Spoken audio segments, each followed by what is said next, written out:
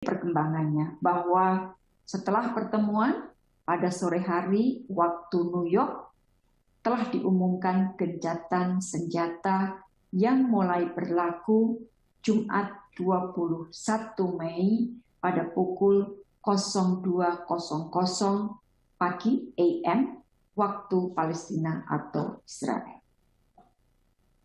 Rekan-rekan, dalam pertemuan antara para Menlu dengan Presiden Majelis Umum PBB, semua Menteri Luar Negeri menekankan pentingnya tekanan diberikan agar negosiasi dapat segera dilakukan untuk mengadres core issue, yaitu pengakhiran pendudukan. Jadi sekali lagi, setelah gencatan senjata dilakukan, tugas utama adalah memberikan tekanan bahwa negosiasi harus dapat segera dilakukan untuk mengadres core issue-nya. Jika core issue tidak dapat diselesaikan, para Menteri Luar Negeri yakin bahwa situasi yang terjadi seperti saat ini, situasi yang serupa seperti saat ini, akan terulang lagi dan terulang lagi. Dan dalam kesempatan tersebut, saya menyampaikan pentingnya semua negara yang hadir agar menggunakan pengaruhnya, agar isu mendasarnya, yaitu penjajahan, dapat segera diselesaikan. I'm here today to fight for humanity. I'm here today to fight for justice for the Palestinian people. I'm here today to call for an end to the violence and for immediate ceasefire to save the lives of innocent people, including women and children. The safety and well-being of mankind is always our number one priority.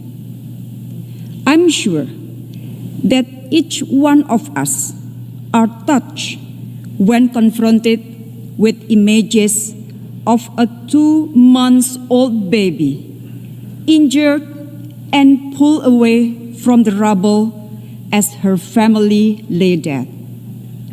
The only question we should ask ourselves is, how much longer shall we let these atrocities continue?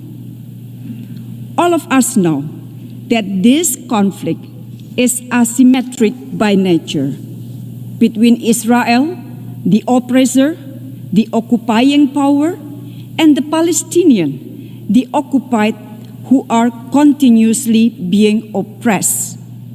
Occupation is the core issue.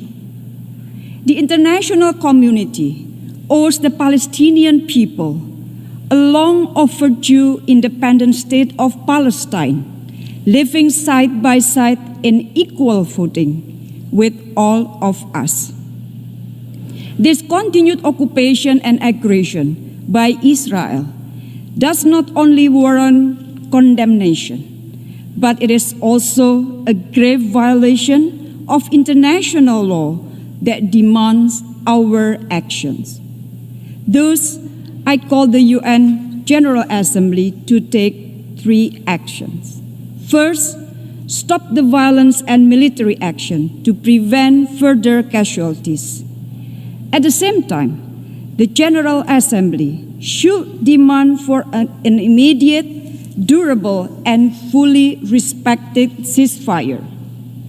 All avenues must be exhausted to de-escalate the situation urgently, as we also support continued and relentless effort by the Secretary General. Furthermore, we must be able to prevent future recurrence of the atrocities. In this regard, the General Assembly should call for the establishment of an international presence in Al-Quds to monitor and to ensure the safety of the Palestinian people in the occupied territories and to protect the status of Al-Haram Al-Sharif compound, the holy place for 3 religions. Second, to ensure humanitarian access and protection of civilians. Our ultimate responsibility is to save lives. And every minute we spend here deliberating could mean another Palestinian life lost. I call the General Assembly, together with UN agencies and other actors, to step up efforts in providing humanitarian assistance to the affected Palestinian people. It must urge Israel to open and allow access for the delivery of humanitarian aid, including to Gaza, which has been under siege for more than 13 years. Third, pursue a credible multilateral negotiation. Credible negotiation is very important to advance a just and comprehensive peace based on two-state solution in line with internationally agreed parameters. The General Assembly has moral and political responsibility to ensure that peace negotiations take place. We must put a stop to the systematic efforts by the occupying power that may leave nothing left to be negotiated. We must not allow the Palestinians to have no other choice but to accept injustice for the rest of their life. Therefore, we have to stop this injustice now.